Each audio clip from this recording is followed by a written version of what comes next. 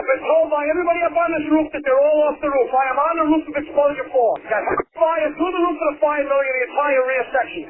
Now remember, given the payday, has he been accounted for? Okay. 610B. That was the day date. 610B. I'm here. We got a fire. 1.5-story single-family dwelling. Fire shown from the second floor. Give me a second alarm on this. Up to the top floor. I got people hanging out the top floor windows with a baby. Commercial building. A lot of fire, a lot of smoke. Go ahead and strike a third alarm on my orders on this. Got people on the front fire escape here with windows vented below them. We need somebody up there. Yeah, let them know we got a job. I'm pulling up now. Second alarm, I got a 1-story single-family frame. Heavy fire showing from the attic. So we're using all hands. We got one line stretch, fire on the 4th floor. Second line being stretched. Primary searches are underway. Hey, welcome to our Fire Engineering Podcast, The Command Post. I'm Chief Rick Lasky, along with my buddy, my best buddy, Chief John Salka, and we've got another great show for you today. We've had to reschedule a couple things with the whole COVID, spiking in some areas, but a lot of folks were still doing programs. If we have to social distance, we social distance. So we're still traveling. We're still knocking out classes. John, I said this before, there's a lot of private sector people, there's a lot of people in the business world that love working from home.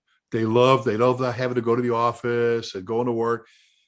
But buddy, firefighters are tired. They how about it? They want to get out and they want to be in the classroom. FDIC.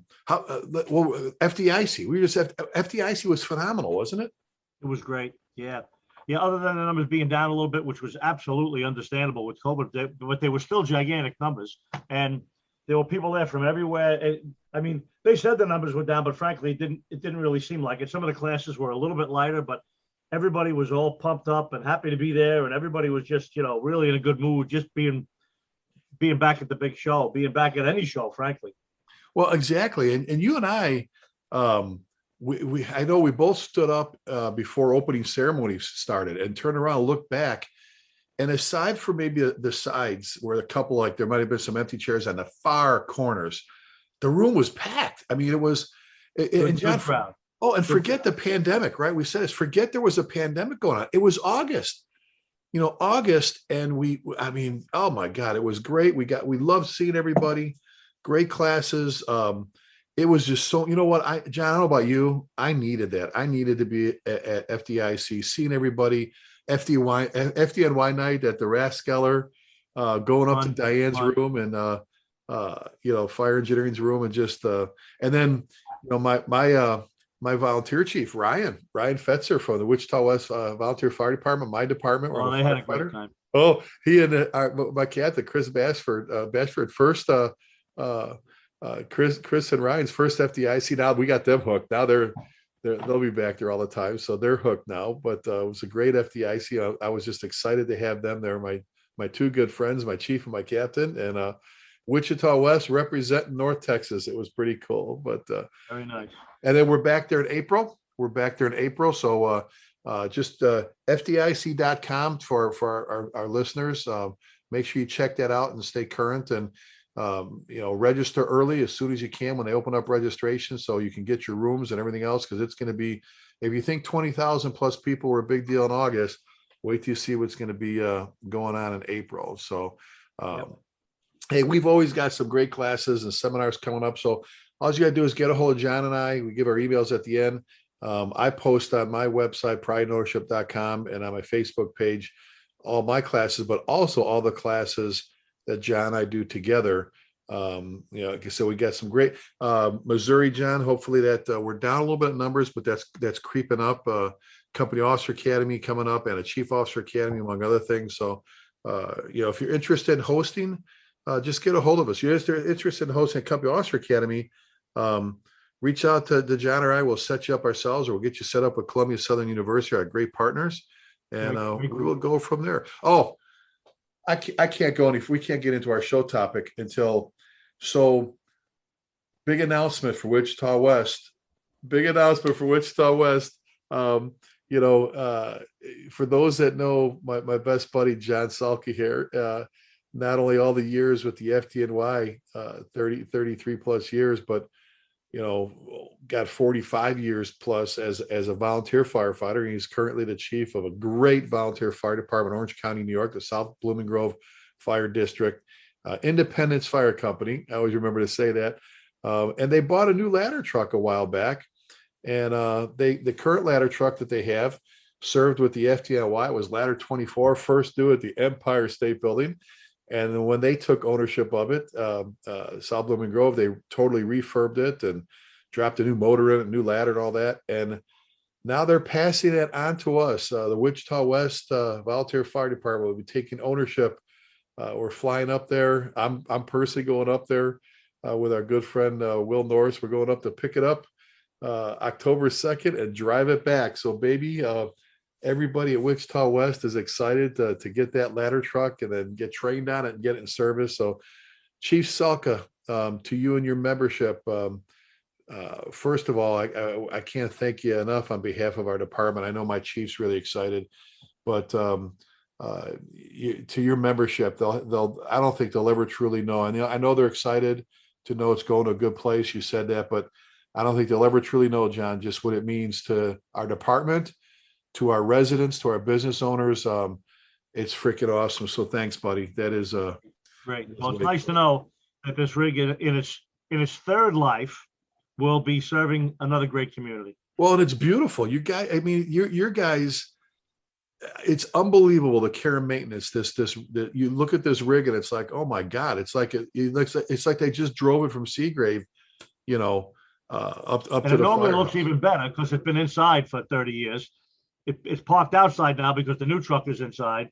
So it even normally looks better. Once you get that and polish it up, and it's going to look like it just came out of the factory. Oh, so we're excited. So thank you to the South Blooming Grove Fire District for taking care of your another sister department for you, the Wichita West Volunteer Fire Department right here in Texas. So thank you, Chief Salka. So hey, our topic today for our listeners, this is something, John, you know how we come up, we just fly by the seat of our pants with our topics, usually just go, hey, what do you want to talk about, John? John's, hey, let's talk about the K tool or whatever. One of the topics that came up recently, and John, you remember this one was, in our little talks of tactics and strategy with different folks, was the question about getting the second floor. And I guess two different avenues. One, getting the hose line to the second floor, the floor above, and then second, getting to the second floor for the search. Because I think there's some different considerations for each, both advancing an attack line and then or trying to get up there without a line and search. So John, I guess the first thing maybe, I guess would be, let's jump in. Let's talk considerations. We've talked about this before, but let's talk about stay right now with, forget search. Let's talk advancing that attack line to the second floor. Let's just call it a residence, right? Residence or maybe apartment building or whatever. But let's talk about the door of choice again. I know we've talked about this before, but I don't think we can really get any further without starting at the beginning going, okay, you pull up, you got a 2-story frame, maybe a 2-story apartment building, talk to us about the door of choice. We've done this before about which door and why, and what are the considerations when it comes to the door of choice. Right. So you're talking about a second floor fire? Is that what you're talking about? Yeah, second floor fire. Right. So actually, to talk about it both ways, John. Maybe a fire in the first floor, and then we can talk about now we got a fire in the second floor, no fire in the first floor. Right. And the reason you can do that, the reason we can do that and talk about both the first floor fire and a second floor fire is basically it doesn't change anything as far as what door you select. Now, obviously, any home could have been renovated. Any home could have, for example, my house where I live. I have a big, beautiful home with a front door with an elegant stairway going up the front to the front porch and the front door. And it's very nice. We never, ever use the front door. We drive past the front door with the car, around the side of the house, and we have a back entrance that we use all the time. That's just very convenient for us, okay? I try to explain to people that should have, I think, very little, if any, bearing on where you stretch your hose line. Where you stretch your hose line into basically a house fire, right? Apartments are a little bit different, but generally it's the same answer. You basically stretch into an ordinarily built house conventionally built house, traditionally built house, you generally stretch to the front door, and there's a couple of reasons. So let's go with that first floor fire. You have a fire on the first floor of a house in the rear right corner. What would that be? The A, B, the CD corner, right? Right. The 3-4 corner. You got a fire out one window back there, or a bedroom on the first floor, or even the kitchen.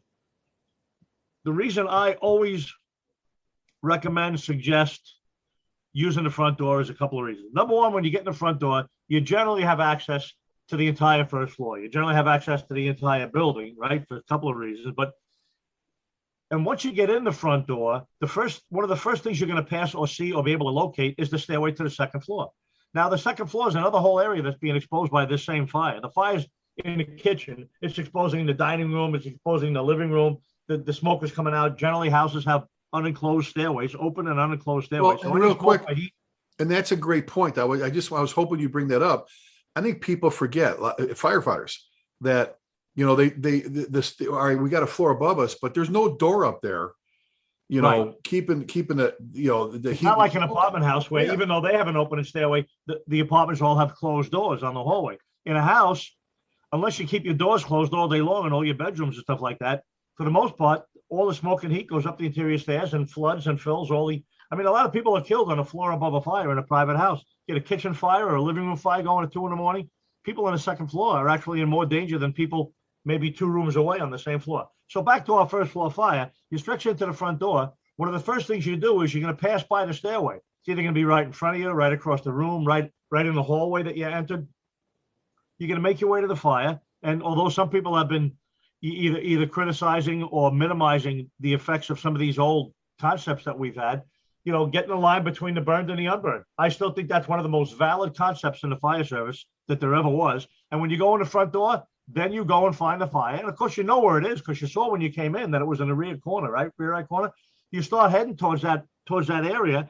Conditions are going to change and get worse as you get closer. And suddenly you're going to be at the door, the entrance door to that room, or you're going to be however far the fire has advanced from that room. Now you're between the fire and the burned and the unburned. And now if there's crews coming in behind you to go up to the second floor to make a search while you're fighting the fire on the first floor, now that area is secure and they're protected because you have put the line between the fire and the stairway, between the fire and the front door, between the fire and the rest of the rooms on the first floor. You've really locked that fire into its original location by stretching in the front door. So that's a scenario for a fire on the first floor.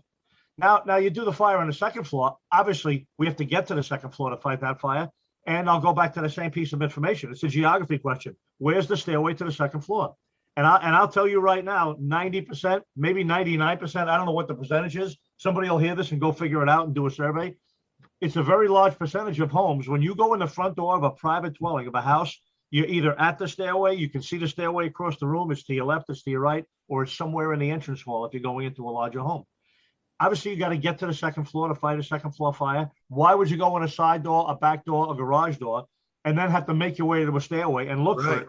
When you go in the front door, it pretty much drops you at or near or within visual line of sight. And we talk about this all the time, and we've mentioned these guys before. Stockton, California. We've got some great friends out there across the country.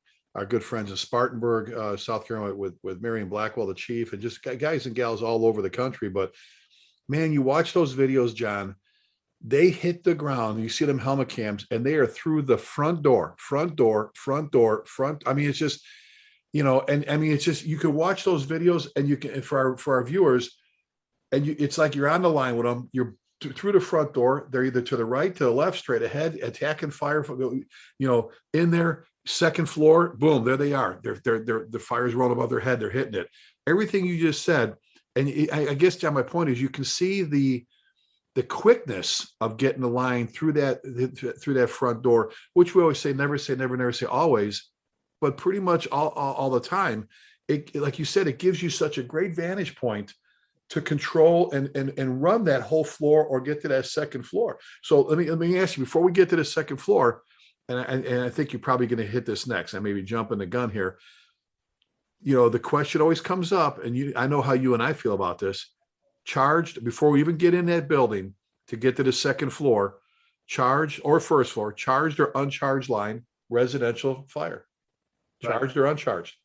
we do talk about that all the time, and especially, well, I shouldn't say especially the FDNY, just that's where I have a lot of experience. The FDNY in multiple dwellings, apartment houses, tenements, et cetera, they stretch in dry all the time because they're going into an apartment building. They're stretching up to the third or the fourth floor and then down the hallway. They're stretching 5 or 6 lengths of hose. And they're protected by the door to the fire apartment, even though it's up to the third floor, even though it's almost like the front door to a house. Right. When you go into a regular house, when you go into a private dwelling or a house fire, there's no guarantee that the fire's in a room, that the door is closed, or that you're protected. So, and there's a couple of other reasons as well. So I always recommend that and I can't believe that you could buy a book or a magazine or a training manual or watch a video that would show you anything else other than charging a line at the front door before you go into the house. Number one, it guarantees that you got water, that you don't have a pump problem, that you don't have a burst length, that you don't have some other situation that you don't want to be in there when you discover it. That's number one. Number two, you can charge the whole thing, flake it out, and now when you go through the front door, a lot of people's front doors either are self-closing or they get kick closed. And if you run a flat dry hose line under a front door, and then that door slams closed, or even just slowly closes over the hose, and then you charge it, that door is going to be locked in position. You won't be able to use it. You won't be able to get out. Nobody else will be able to come in, really. And it's going to greatly diminish. Oh, gosh, I don't know what the percentage is. 75, 85% of your water is not going to be able to get through. Forget that heavy door. How many people have those heavy screen doors, those storm doors on the front, which granted isn't going to be it's not going to trap you, but if you're upstairs and you close, it's still pinching. It's still closing on your line. And when your line charges, like you said, there goes the majority of your water. Right. And no door can close over a charged line, even an 1 3/4. 1 3/4 line a door can't close on top of it. Additionally, couplings and things like that. And that flat hose, you run a flat hose into the front door of a home through the living room to get to that kitchen fire and then call for water. Well, again, the piano in the corner, the couch at the doorway, that line may run under one of these pieces of furniture now, either grab a coupling or, again, when it gets charged, it may hinder the water flow. So there's a lot of reasons not to go in there. Yeah, just look at everybody. Yeah, when you're on an EMS run, John, just look at everybody's living room. Look at what they have for furniture. And some people got bicycles, and they've got, there's so much stuff that you can get your line, that dry line, tangled up in, through, around, or whatever. Why not? Like we've always said, our goal should be to reduce the odds of things going wrong at a fire, not increase them. Additionally, dry lines can kink. When you charge a line out on the front lawn or out on the sidewalk and then pull it in, it's generally not going to kink. It's already hard. It's stiff. It's got pressure in it. When you pull that dry line in there, even if you're being careful, even if you're trying to flake it out and kick it out, somehow you can end up with a piece of hose at the end of a hallway or underneath the couch or between two pieces of furniture. And now when you charge it, you can have an acute angle kink, and you could again restrict water dramatically. Whereas if you go in there with that charge line, it's going to be a nice, straight, hard piece of hose, charged sufficiently, and that's one less thing to worry about. We're trying to eliminate things that can happen that can slow down or negate the fire attack. And going in the front door and going in with a charged line are the two first things that an engine can do to have a good, successful operation. So we're heading to the second. We talked about attacking that fire on the first floor, but we're talking here this show getting the second floor. So we get to the top of the stairs. One of the things, John, I think there's a lot of, we're talking considerations here. First is when you get to the top of the stairs, knowing where your fire is at. If you may just have chugging smoke and not. I've been there. You've been there. Where like, is it to the right or is it to the left? Especially if the stairwell's in the middle, which most of them are. Not all, but most of them. Am I going right? Am I going left? What indicators am I looking for? If I have a hook and I know I've got an attic above me, am I throwing am I throwing a hook up into the ceiling to pull it to make sure, see what I've got above me, just like we would on a 1-story frame, a ranch, making sure it's not running the attic above us, or if it is, at least we want to know that. So getting up. Now, the other thing is, I know it's hard, just knowing your staircases. We talk about apartment buildings and high rises, how we want to run the hose like up around the outside, if we can, like around. It helps reduce kinking. People aren't tripping over it, but I don't think you have that opportunity with a smaller residential staircase to I mean, you can push it off to the side, but most of our staircases are not that big. Talk about firefighter positioning, John. You know, just like we would in a basement fire. We did our show on basement fires about who goes down and who stays up, and then when do you come down. So I'm on your nozzle, you're my officer. Let's talk about, and the heel, you know, because most of these departments are running 3 guys. It can be 2 on a line, you know, it could be the officer, the nozzleman or whatever, or maybe 3. You might be lucky to have a heel man. So talk to me about your Captain Salka. I'm your firefighter. You know, let's talk line, I guess, positioning on the line, if you will. Is that a factor at all? Or, I mean, absolutely, especially like we're talking about, you know, making either the floor above or the second floor. So now we're going up a stairway. So it's a little bit more effort involved. We're gonna have to pull a charge line up the stair, which is not, obviously it's not a great physical feat, but certainly it's a little bit different than just dragging a hose along the floor. So you really need, I think the best would be to have 3 people, and you can include the officer in this. Obviously, you get to the top of the stairway, you see down to the right-hand side, you see the stair, you know, the room that's on fire, a bedroom on the second floor. Now, that's where the officer might say, okay, Tommy, take the nozzle, head down towards the room, and the officer might stay back at the top of the stairs and pull some hose up as the firefighter's advancing towards the room that's on fire. And don't forget, you're probably going to need somebody down at the front door of the house where you started. And again, that could be a 3rd firefighter. That could even be the pump operator. Pump operator charges your line when you're at the front door. Another thing charging a line at the front door does for you, it sort of releases the pump operator from the pump panel. It releases him from the rig. He can now run over to the front door. You got a charge line, you're moving in. He could go to the front door, or a 3rd firefighter. Obviously, that would be the preferred. But if not, the pump operator, your engineer, he can help feed the line into the front door from the front steps as the officer at the top of the steps is pulling the line up, as the firefighter with the nozzle is going down towards the room on fire. No hazard to himself. If the officer is smart, I just want to add one thing. If the officer's smart, or whoever it is at the top of the stairs, you pull an extra 5 or 10 feet of hose up to the top of the stairs, and then you're good. Then you follow the line to the nozzle, and now we got the team back together. We got the officer and the firefighter on the nozzle at the room, the door to the room that's on fire. And now we pulled up that extra hose up into the second floor, and that's the hose you're going to use to advance into the room. And I think that's something, John, I'm glad you brought that up. I think that's something when you and I talk about the basics a lot and how we don't train old school to plug our other show. But we always taught that. We always did that when it comes to hose line management. You know, it's no different than if you're going to pull a 2.5 off the back of the rig. You always want to make sure you pull enough off, so when you break it down and you charge it, that you don't go, oh crap, I need 50 more feet to get to our need. All right, shut it down. Let me, you know what I'm saying? Same thing, you get to the second floor. If you know Rick's going to the right with the nozzle, you know, we've always taught that. Pull enough line, pull extra line and throw it the opposite way. Throw it, you know, so it's like, you know, it's so much easier to pull extra line down the hallway or even up the stairs when it's already on the first kind of, you know, pushed in a little bit, then you're trying to drag it from the front lawn all the way up the stairs. You know, what's it take? A few extra seconds to pull that line up and throw it, you know, off to the side. Charge, you could do no problem. Charge. In fact, you know, just throw it there. And that one now, as your nozzleman's making their way down towards that bedroom, they're pulling extra line from the second floor, not necessarily up the stairs. I just think that's a great point you made, because I don't think we talk enough about those little tricks of the trade, I guess you will, of making hose line advancement easier. And that's especially important for small crews, either volunteer department, you know, rural areas that doesn't have a lot of people maybe on the first apparatus, or even small career departments that just have, you know, 2 or 3 or maybe even 4 people on the rig, counting the officer, counting the driver. You know, like when my son works, there's a driver, there's an officer, and a lot of times there's 1 firefighter in the crew compartment. Sometimes there's 2, but a lot of times there's 1. Well, and we're not throwing the driver in harm's way. We're not sending the guy with no gear and just his bunker pants or her bunker pants. No. You know, we see the video, we see the stuff that just as important it is for the driver engineer to flake line, you know, while the guys are packing up, you see the driver stretching the hose, flaking it out, getting it ready, because you're just standing there waiting for someone to say charge it to begin with. Helping the tack crew as they're maybe masking up, you know, the officer's doing his 360. You've seen this how many times? The officer's doing his 360.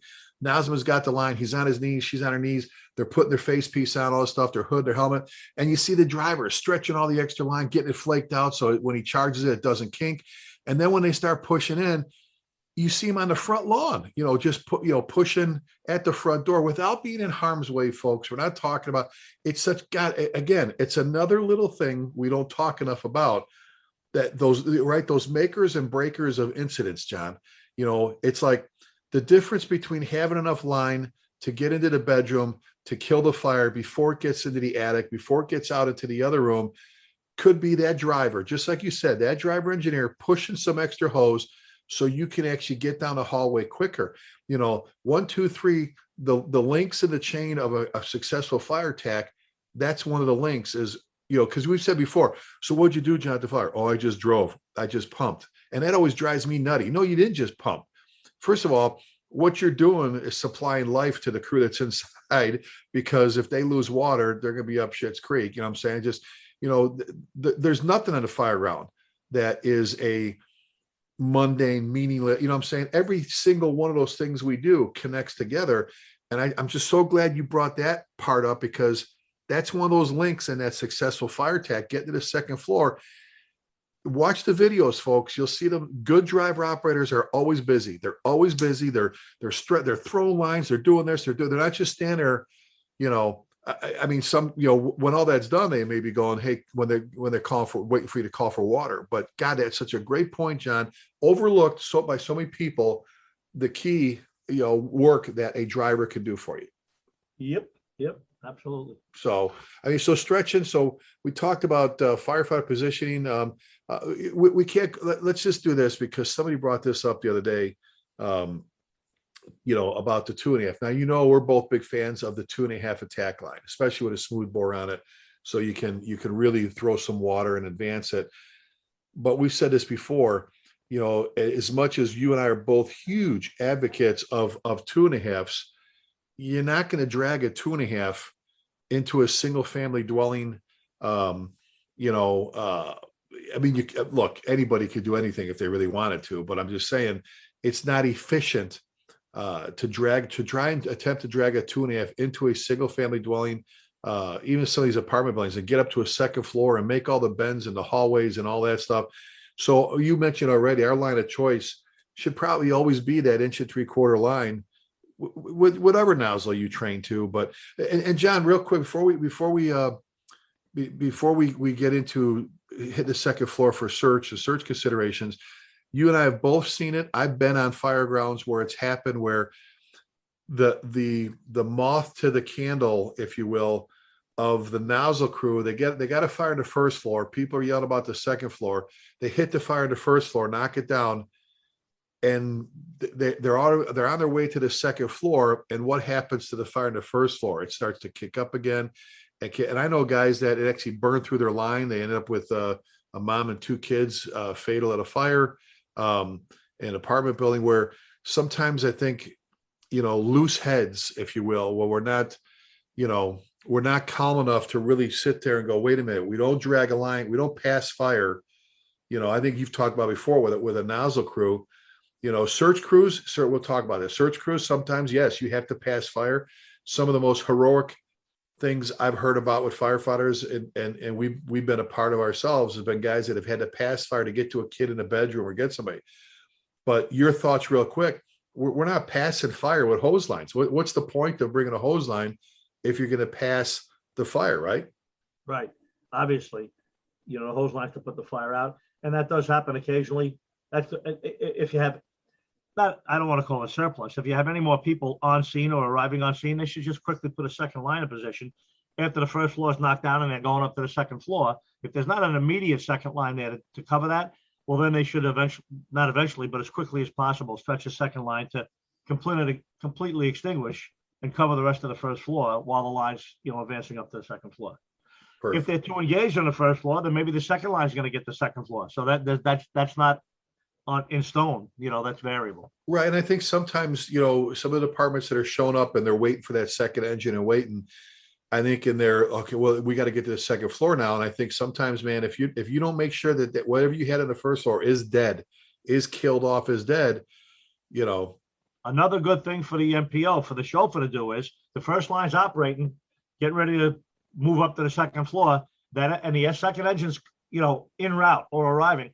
that MPO, after he gives water and gets that first line going, he can actually pull that second line off his rig, bring it to the front door, flake it out, have it laying there, waiting for the second engine. When the second engine gets there, they go right to the line. They don't have to pick a line, select the line, flake it, charge it, pull it. They just have to jump on it, put their face pieces on, and go to work. So again, another little job that the MPO can do after getting water in the first line. Exactly. Again, for those that say, I just pumped or I just drove, maybe someone hasn't sat down and explained to you all the things you can do to impact that fire ground as the driver operator. So, all right, let's switch gears. We're talking about getting the second floor. We talked about advancing the hose line, our attack line to the second floor, whether it's a single family dwelling or apartment building or whatever.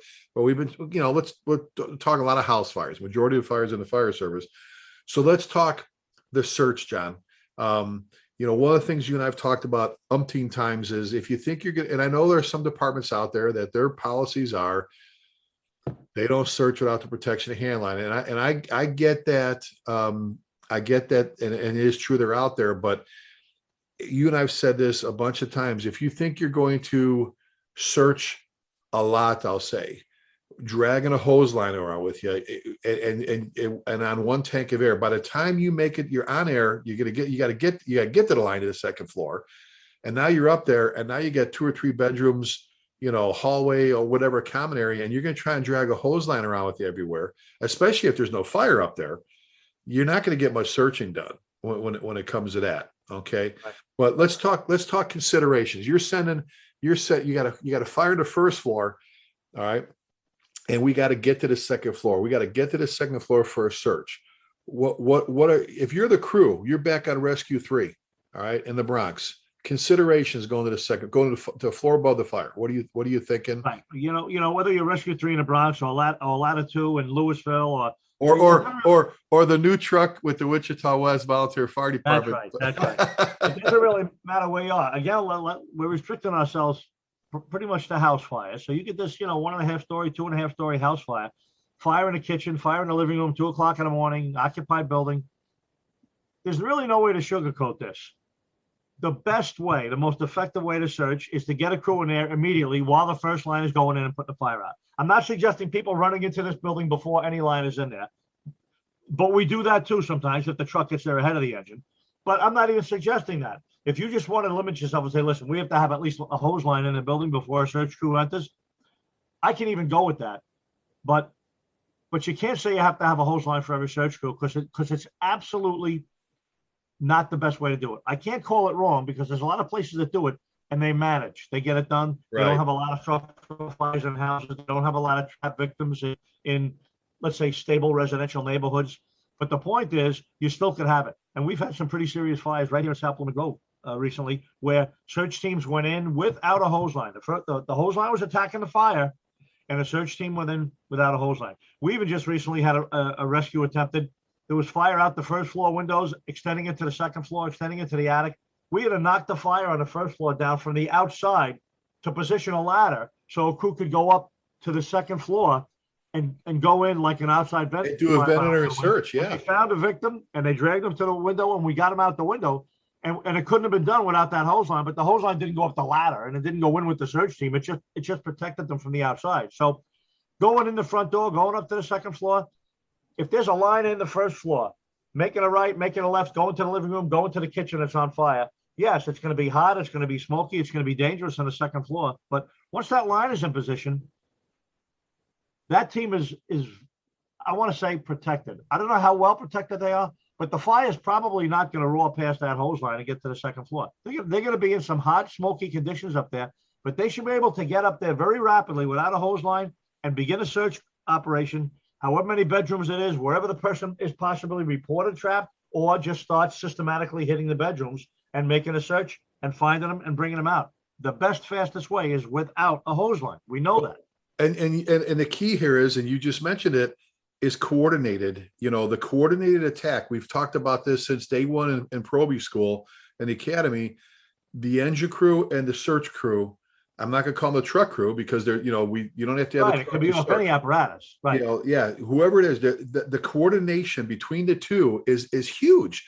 The communication the officer or the leader of the search crew, communicating with the officer on the engine crew, or just knowing where you're at, who's going where, that I got a crew going above you, going, whatever. I mean, and I'll take it a step further.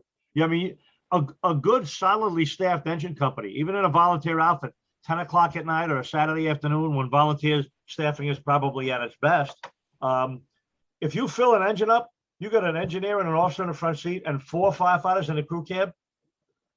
You go to a house fire, there's no reason that you can't have a pull a pre-connect to the front door, officer, nozzle firefighter, make entry with the line, and the other 2 firefighters gear up with tools and head to the second floor for a reported victim trapped up there. There's no reason a fully staffed engine company, whether it's volunteer or career, there's no reason they can't get both of those jobs done simultaneously. Like you said, the coordinated fire attack. Again, people are using terms like that nowadays, like they invented something new. We've been doing it. We've been doing it for 80 years, And how important is it? How important is it though, John, before we get the communication between the two, because we've seen this before where the engine crew, sometimes they got to get their asses kicked on that first floor because they know there's a crew on the floor above them searching. And once they commit to that second floor, that line on that first floor does not leave. You don't abandon those. And how it's happened, right? Where all of a sudden they're back. Well, we got to back out. We're low, you better get someone to relieve them with fresh air or whatever, but you don't abandon the guys on the floor above you if you're the crew on the line downstairs. Because right. And of course, most engines don't. Most engines push in and put the fire out and do a great job. And I got to tell you, having been there myself, like you were, when you're on the search team on the second floor of a house fire and you know the lines operating below you, it gives you more confidence about what you're doing. And you go a little bit faster and a little bit farther than you might if you were up there and you weren't sure if the line was in position yet. So knowing that you're going in behind a charged line that's already working on the fire, that should help you search even better. Well, and what do you, and I, you and I've talked about this. It's kind of funny when I ask you, what do you, because you and I talk about this stuff so much. So you're searching, you're on the second floor, you're the officer. You and I are up there searching, the two of us, which is probably the most common, 2, maybe 3-person search. Again, we talked to the most common engine crew in the United States out of almost 40,000 fire departments, manpower-wise, is the 3-person crew. Yeah, we'd love to have 4 and 5, but when you look at the numbers, the statistics, that's the most common. Same thing when it comes to search. Most common search crew, to be honest, is 2 people and they're doing a search, sometimes 3. You're my captain. We're up there searching. What are you listening for on your radio? We're crawling, we're searching. Maybe you're at the door. You push me. I'm in a bedroom searching. You're at, because we talk about leapfrogging and leaving somebody at the doorway so we don't lose control of the door or our way out of that room, which we've seen how quick that can turn to poop when you don't pay attention to that. You're listening. What are you listening for as the officer on the second floor? You're my officer. We're searching. What are you listening for on the radio between command and that first floor attack crew? I mean, it's not even just between command. You're listening to everything, number one. So you got to listen to your guy. Your guy, you'll hear him or maybe not hear him, and you can tell if he's doing it right, if he's found somebody, he's having difficulty, if he's lost, if whatever. That's number one. Number two, you listen to the engine officer. You're listening to them saying, engine 2 to chauffeur, give me more water. Give me more pressure. So now you hear there's an issue going on with the hose line. Or you can hear, you can hear the officer calling the command officer saying, engine 1 to command, main body of fire is knocked down. We're moving in and going to wash down. That's great news when you're making a search above the fire. Or we need another line in here. We're not able to hit the fire from our vantage point. Now suddenly you hear they're being slowed down and maybe the fire is gaining headway below you. Now you might have to pull your guy out and say, hold on a second, let's get back to the top of the stairs and make sure we're okay up here.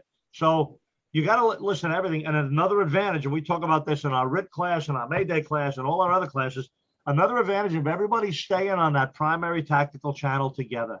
You're not only talking to you and your team, you and your crew, you and your engine, you and your truck, but everybody's listening to everybody else, even stuff that you have nothing to do with other than the fact that you're relying on the first engine to put the fire out on the first floor while you're searching on the second floor.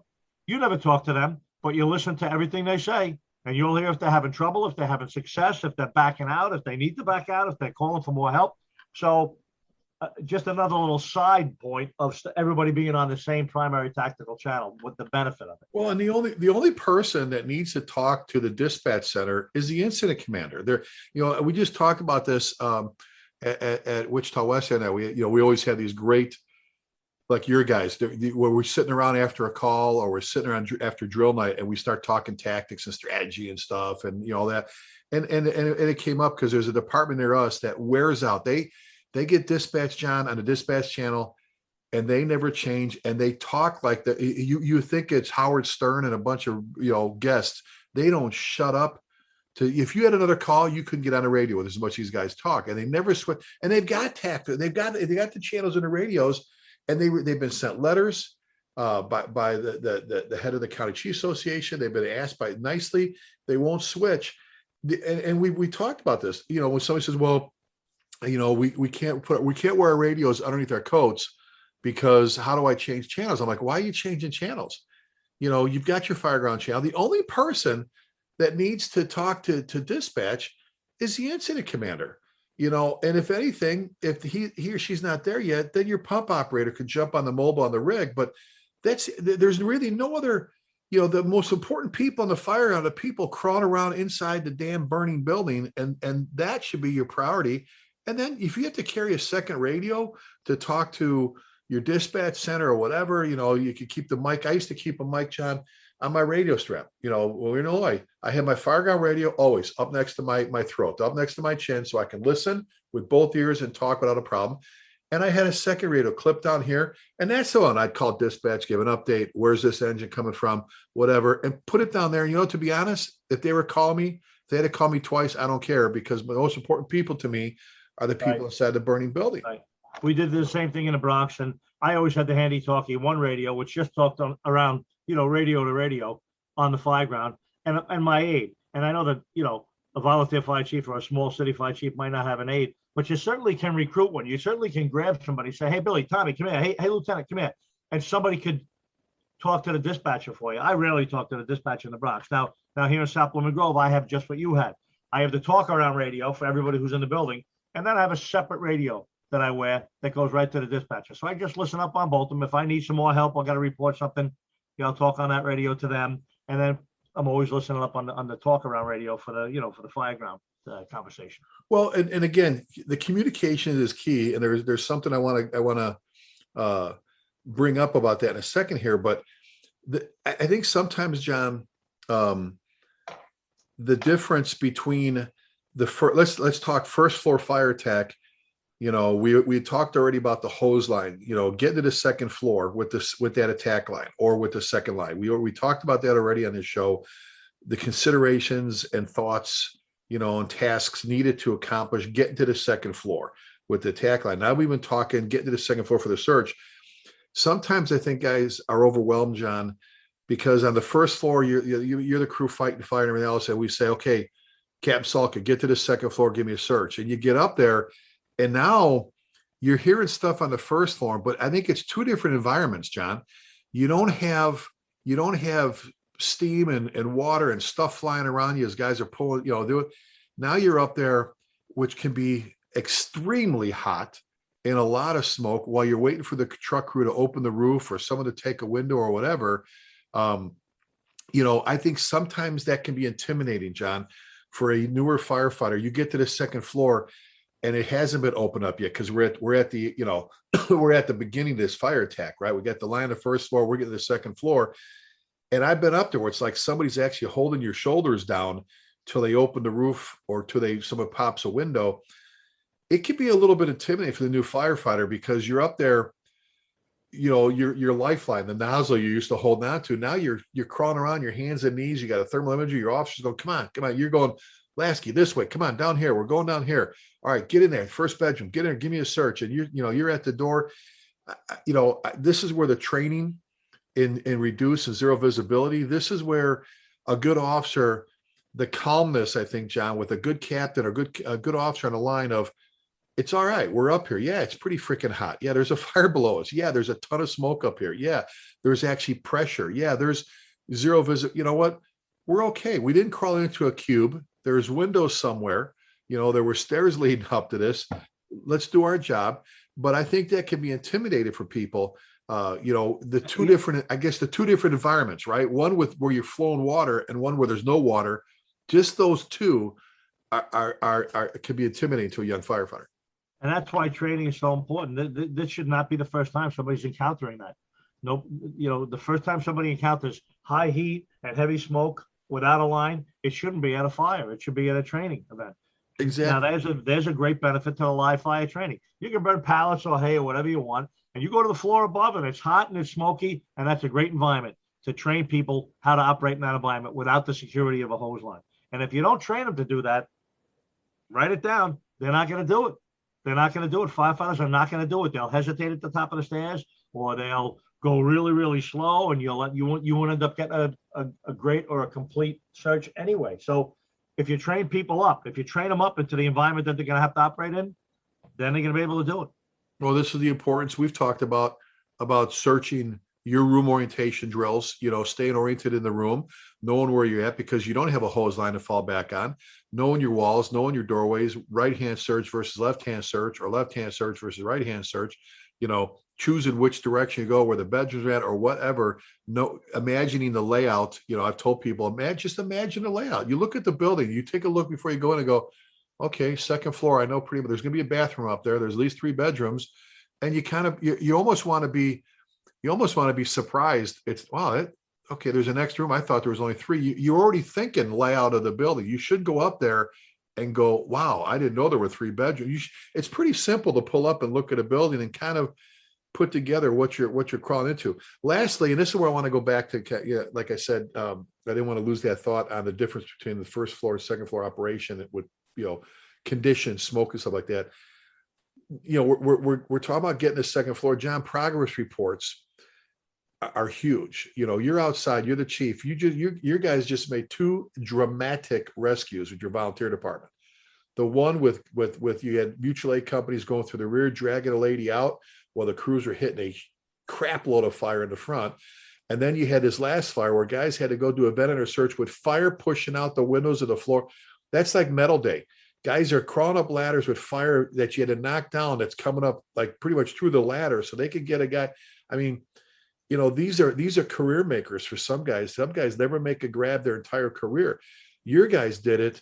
The progress reports of you. So you're outside, you're standing on the front lawn, or you could be down the block in your car. But I just progress reports from the crew on the first floor and from their search crew, especially if we made it to the second floor.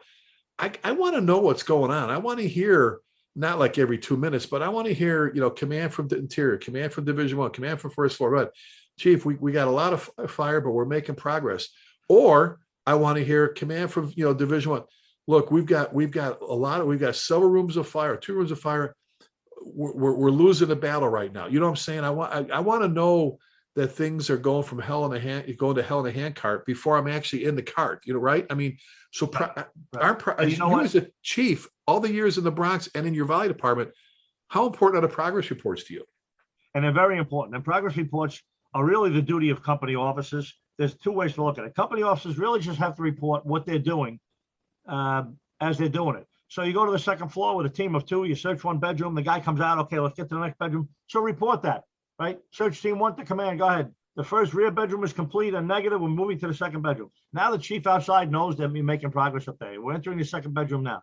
When you get done with the second bedroom again, you can report that. Both rear bedrooms, searches are primary, complete, negative. We're moving to the front room now. Now the chief outside is measuring the progress. Now when he gets a second search team in there, number 1, he can say, don't do the rear rooms, they're already done. Start with one of the front rooms, right? Same thing with the engine. Main body of fire is knocked down. We're moving, we're knocking down a lot of fire. Or we're at a standstill right now. We got a large room, we need to get another line in here, or whatever the problem or whatever the success is. Just report what you're doing, what you're getting done, and the chief outside is going to be recording that. The other perspective is the chief outside not hearing those reports has got to elicit them. He's got to call for them, right? Command to engine 1. How are we doing on that line? What's going on? We got water flowing. We're knocking down the kitchen fire now. We're moving in 10-4. So sometimes you got to call them up to get the report. Sometimes they'll give you the report. I remember as the officer of 48 engine, I was just dying for my guys to knock that fire down. I was dying to say 4-8 to command. Fire, main body of fire knocked down. I couldn't wait to say that because I knew the chief outside was waiting for it. And I knew that was going to affect the rest of the operation. So 2 perspectives there are important. Both the people giving the reports and if the chief's not receiving them, he's got to call people up and say, hey, give me a report. What's going on? And at the same time, to the chiefs out there, and we love you. We've done it for a long time. Give your guys a chance to crawl 3 feet further than they were the last time you asked for progress reports. Sometimes, these guys are banging on them, John. Like, keep in mind, your guys and gals are in there busting their ass, stretching line, pulling ceiling, searching on their hands and knees, doing everything they can to get in there as quickly as they can, get to the seat of fire, search all the rooms. Keep that in mind too when you're asking for progress reports. But like you said, that fact I said they're busy means just what you said. The incident commander has to prompt them sometimes. Sometimes you got to go, like you said, second floor search for command. How you guys doing? Chief, we got one more room to go. And like, okay, good. They got one more, they should be calling back an all clear or negative search, whatever in a second, it's coming up soon. Instead of, we only got 2 beds, whatever. Now they tell you we're halfway through. You're thinking they're not going to make it on a full tank. It'd be like 7:30 over here. Hey, get ready, mask up. You guys are going in. You're going to finish the second floor search for those guys. So the progress reports we talked before are huge. Like you said, sometimes that's your job. You're the one running the orchestra. You're the one on the front lawn with the sticks in your hand. You're the one that needs to conducting everything, and you got to prod people and you got to ask people, and if anything, it helps you with your overall plan as the incident commander, figure out what you're going to do next, knowing what they're doing. So huge. So any other thoughts on getting to the, if we're sitting in a class, any other thoughts, John? We talked a lot of great, this is another great show. Getting the second great floor. show. And unfortunately, there's about 1 million more thoughts about radio usage and everything else. So I think we covered for today. I think these are some important concepts for people to think about, both the search and the hose line stretching and the access point and the size of the hose line. Gosh, we covered a lot of stuff, and it's important. And, house fires are a very common occurrence everywhere in America. You can be in a small rural department, a small career department, or you can be in a big city department, and everybody's got private dwelling. So you should master that. Well, if anything, maybe folks listen to what John, I just talked about, and jot down some notes and just start at the beginning and jot down 1, 2, 3, 4, 5, 6, 7, and then go back and insert a 2A, 3A of things that, you think, you should insert there. And, you come up with 2 really good lists for your firefighters of, okay, here's our considerations, our priorities when it comes to getting the second floor with a hose line. Here's what we want to do with a search. And I think you come out with a pretty good checklist. And, there's going to be things that obviously we didn't talk about, like John said, that you're going to put in there, but, just a great topic, John. It was just a great, I'm glad we were able to cover this one. Yeah, it was a good one. For the command post. So our fire engineering folks, our fire engineering family, we're here with the command post. John, if they want to get a hold of you, best email. ChiefJohnSalka@gmail.com. And I'm Chief Lasky @gmail.com. And one more time to the members of the South Blooming Grove Fire District, and up in Orange County, New York. Thank you for sending us, John, you and I talked about it. It's an older rig, but it's like a muscle car. It's like you guys dropped a new engine in it, a new ladder. It's spotless. It's just, you look at these guys with these old Camaros, these old Mustangs, and they run like a champ. That's that ladder truck, man. It's got some years on it, but it's like they just drove it off the muscle car showroom floor. So and one more. Go ahead. I was just saying, I know.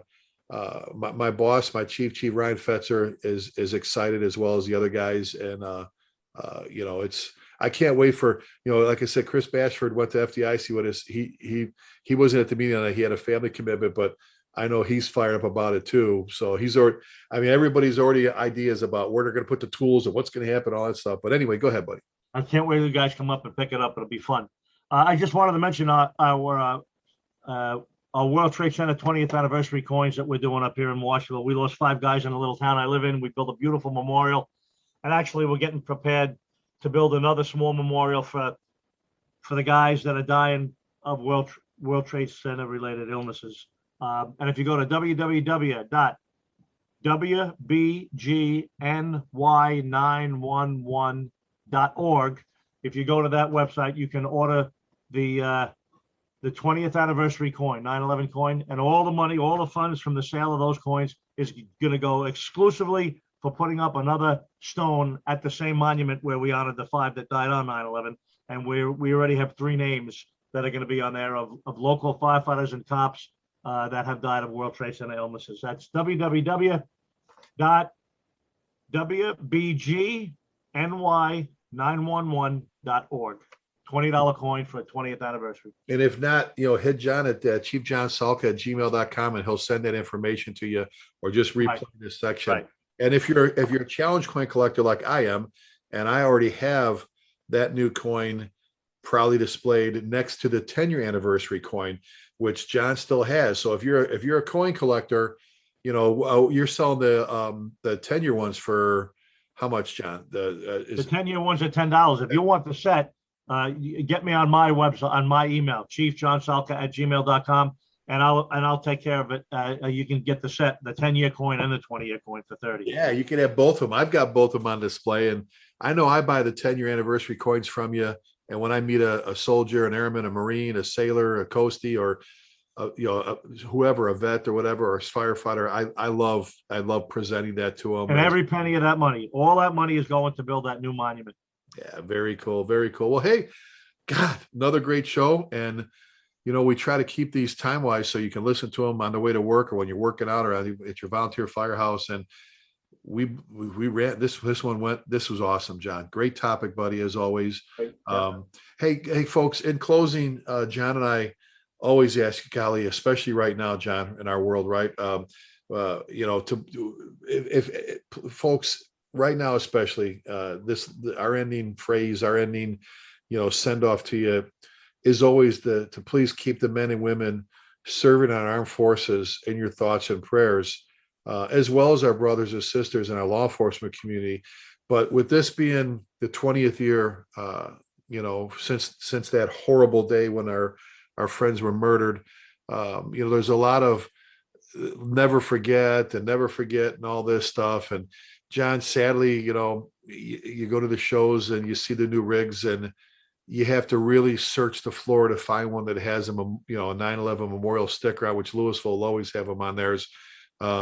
So I guess the point here, folks, it's on my challenge coin, because that's 343, and that challenge coin on the back says something very important, especially with us being where we're at right now, the 20th anniversary of the 9/11 is, never forgetting means just that, never forgetting. Thanks for tuning in. Thanks for listening. Spread the word. We want you to be safe. Take care. We'll see you next time, and God bless.